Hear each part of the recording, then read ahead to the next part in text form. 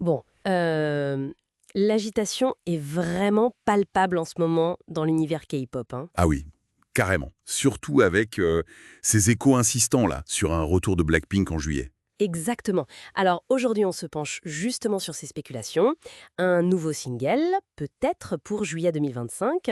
Et puis, il y a la réaction très officielle de YG Entertainment. Oui, on s'appuie pour ça sur un article récent de K-Pop France, qui fait un peu le point. Tout à fait. Et l'idée, c'est de voir ce qu'on sait vraiment, ce qui reste flou, et puis ce que la com de YG peut bien vouloir dire, surtout avec leur grosse tournée qui arrive. Alors, allons-y. Tout est parti d'où déjà? Ah oui, le 19 juin, C'est ça. un média coréen qui balance l'info, single de Blackpink début juillet. Et la source, c'était le fameux initié de l'industrie musicale. Le classique initié, ça met toujours le feu aux poudres, évidemment. Carrément, forcément, les réseaux sociaux se sont enflammés. Et donc face à ça, Y a réagi, mais à leur manière. Très vite, mais très mesuré. Ah oui, qu'est-ce qu'ils ont dit exactement? Un communiqué hyper concis. Juste, nous vous tiendrons informés via le calendrier officiel des promotions du groupe. Point.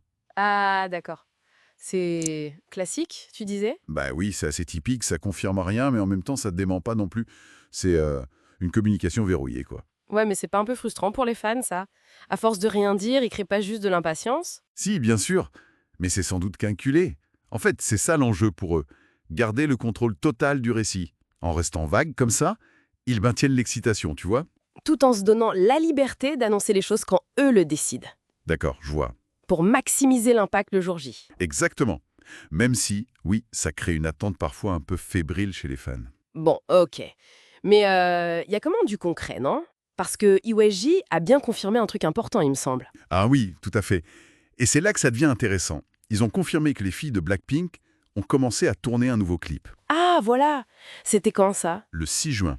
Et le détail qui tue, c'est que c'est sous la direction d'un, je cite, réalisateur international de renom. Ah ouais, carrément.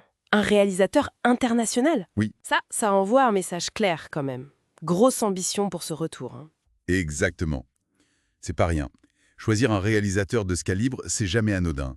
Ça suggère qu'ils veulent frapper fort, visuellement, peut-être avec une portée internationale encore plus grande, ou une évolution dans leur style. Intéressant. Et ce tournage, il arrive juste avant un autre gros truc pour le groupe, non? Précisément. Le timing est crucial. Ça coïncide pile avec le lancement de leur nouvelle tournée mondiale. La tournée Deadline? C'est ça, qui commence les 5 et 6 juillet au Goyang Stadium. Donc tu vois, lancer une nouvelle chanson juste avant ou au tout début de la tournée, C'est la stratégie parfaite. bah oui, c'est une tactique marketing super classique dans l'industrie. Ça crée une synergie, la nouvelle chanson booste les concerts, et les concerts amplifient la chanson.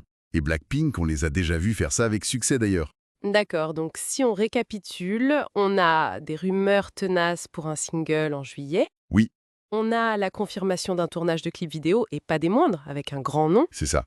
Et tout ça juste avant le début de la tournée, Deadline.